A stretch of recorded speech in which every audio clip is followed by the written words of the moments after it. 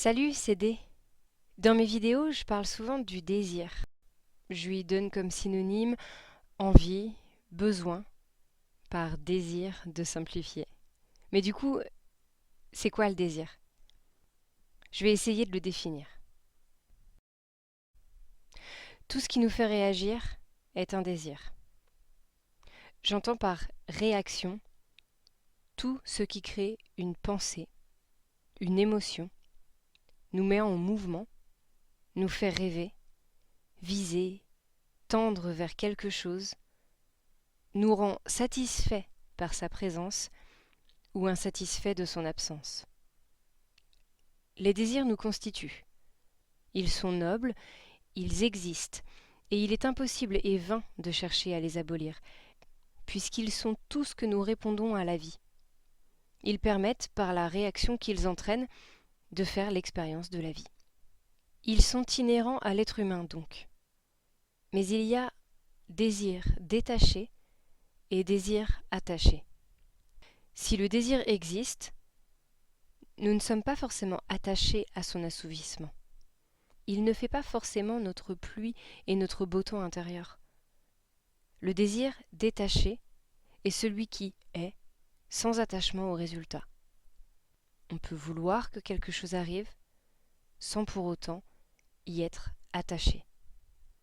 Celui qui est collé et fait souffrir, c'est le désir attaché.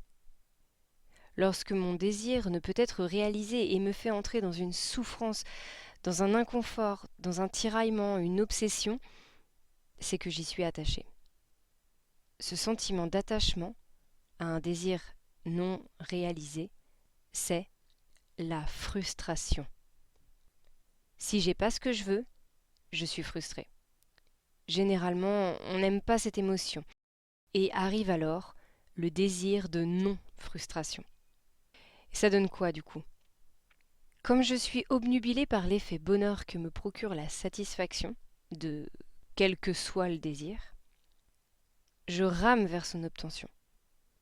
L'effet bonheur d'un désir de manger assouvi, d'un désir de comprendre, d'un désir de se reposer, de se sentir utile, d'avoir un objet, quel qu'il soit, de soigner mon apparence, etc.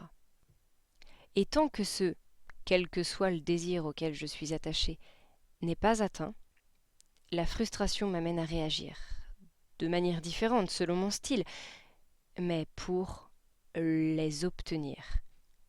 Je dis les obtenir parce qu'en fait, finalement, un désir arrive rarement seul. Et ils sont souvent entremêlés les uns aux autres. Il s'agit alors de les démêler pour les distinguer. Et il n'y a que quand j'aurai atteint ce que je veux que je me sentirai heureuse. Je peux me dire que poursuivre le bonheur, selon cette définition, est faisable. Même si c'est épuisant, tant que tout me réussit et que j'arrive le plus souvent à avoir ce que je désire, je peux facilement continuer dans ce sillon sans fin. Ramer pour obtenir ce que je désire. Mais si je le vois jamais pointer le bout de son nez à ce bonheur, je me considère jamais comme heureuse. J'ai envie de choses qui ne se réalisent pas. Le bonheur n'est pas là tel que je l'imagine, et chaque regard sur ma vie ne pointe que son absence. Dans ces automatismes restés inconscients, l'être humain fonctionne ainsi. Le vide latent que crée un désir non assouvi, auquel il est attaché, lui est si désagréable qu'il met en place des stratégies pour ne plus ressentir ce vide, cette émotion que l'on a nommée frustration. Déclinée, la frustration est pointée par toutes sortes d'émotions insatisfaisantes. La culpabilité, le devoir, la jalousie, la tristesse, la nostalgie, etc. Là où le rire, le plaisir, l'excitation sont des émotions qui s'activent lorsqu'on se sent satisfait. Dans la définition de cette vision commune du bonheur, finalement on est enchaîné à un éternel assouvissement du plus grand nombre de tous les désirs qui nous composent. C'est utile et intéressant à rassasier pour se connaître, mais finalement ça n'a qu'un temps. En fait, lorsque j'entrevois l'éternel recommencement que cela implique, je peux commencer à changer ma définition du bonheur et voir qu'un travail de liberté est à mettre en place pour atteindre une vision plus simple, moins avide du bonheur. Conscientiser toutes mes réactions attachées qui me font me sentir frustrée, dialoguer avec ma frustration et mon attachement, et comprendre petit à petit de quoi je suis fait. Éclairer les désirs qui m'animent, m'en détacher et décider en toute simplicité s'ils me rendent service. Et quel service ? Qu'est-ce que le service d'ailleurs ? En fait, c'est conscientiser la différence entre ce qui est et ce qui est visé, en vue de son accueil et de son acceptation. On n'a pas à repenser chacun de nos faits et gestes pour les conscientiser. C'est pas ça l'objectif. Dans un premier temps d'observation de soi, ce sont les désirs attachés qui donnent l'occasion d'une observation plus fine.